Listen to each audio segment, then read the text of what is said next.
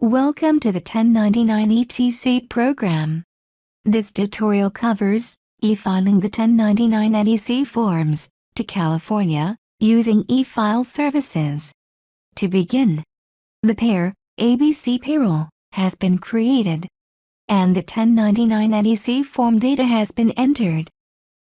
This is the main menu. To continue, select e-filer. This is the e-filer menu. Select e-file services. Now click OK. In order to use the e-file services, you will create an account with a user ID and password. The user ID can be up to 30 characters in length.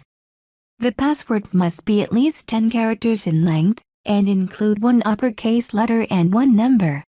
This information logs you into the third-party system, so that you can submit the information for processing. The login information that is entered should be for the user that is submitting the data. All fields in red are required, the others are optional.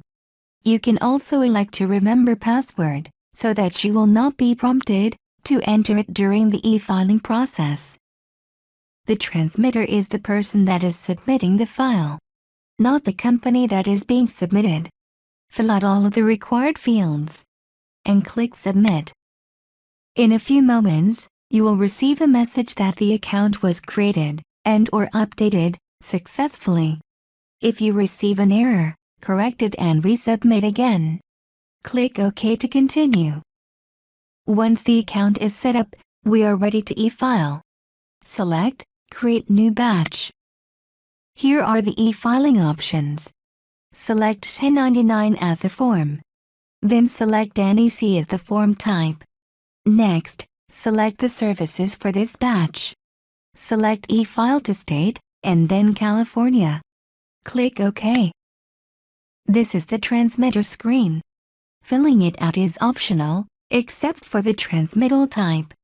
Select original file sent to the IRS and click OK. Next, check the pairs that are to be included in the e-file. Multiple pairs can be selected. For the tutorial, select ABC payroll. Click OK. This prompt will display for each pair. For multiple pairs, it is important to answer the prompt for each one correctly. Make sure to select Skip if there is no data for that pair. Otherwise, the process will abort. Click Process. At this point, the forms are being checked for any errors or warnings. If there are any errors, they must be corrected or the batch will not be created. In most cases, you can still file with warnings, however, you can go back and correct them as well. If you had other pairs to process, select Process More Pairs. This will take you back to the Select Pair screen where you can select other pairs to include in the file. Be very careful when selecting pairs. If you accidentally select one that is already in the batch, the data will be duplicated. For the tutorial, select All Pairs Processed. Click OK. If there are warnings or errors, please view or print the activity output.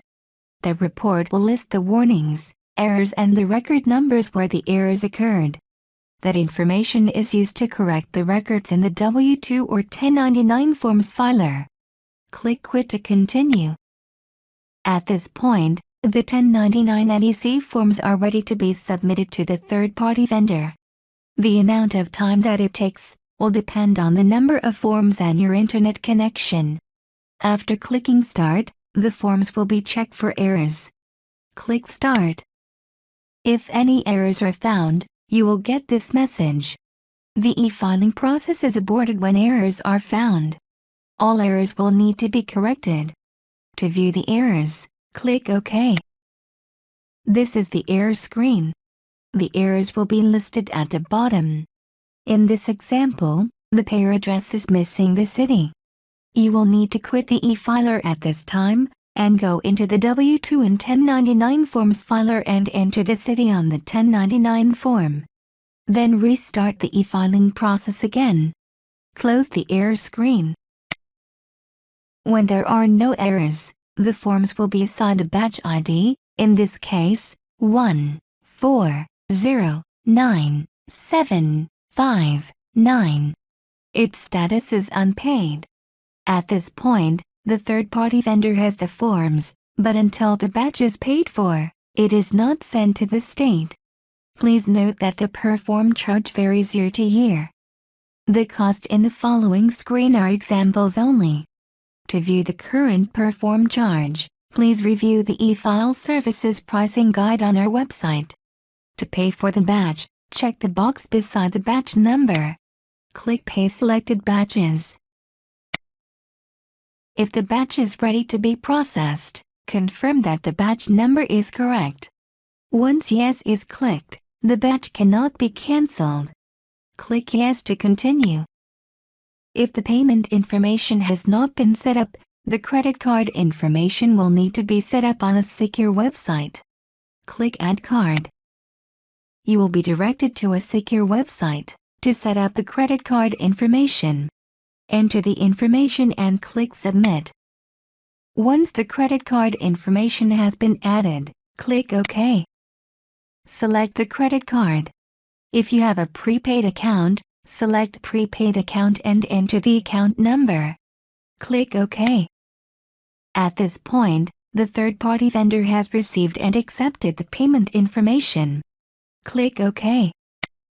Once the payment is accepted, the status for the batch will become paid and the itemized status will now include invoice paid.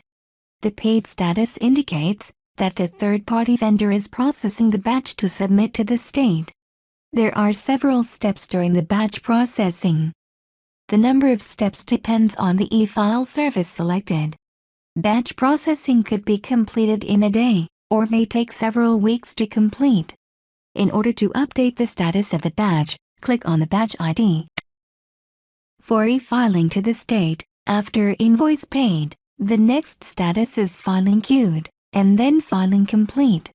Filing complete indicates that the state has the batch. The batch processing is complete. That is the 1099 e-filing services process.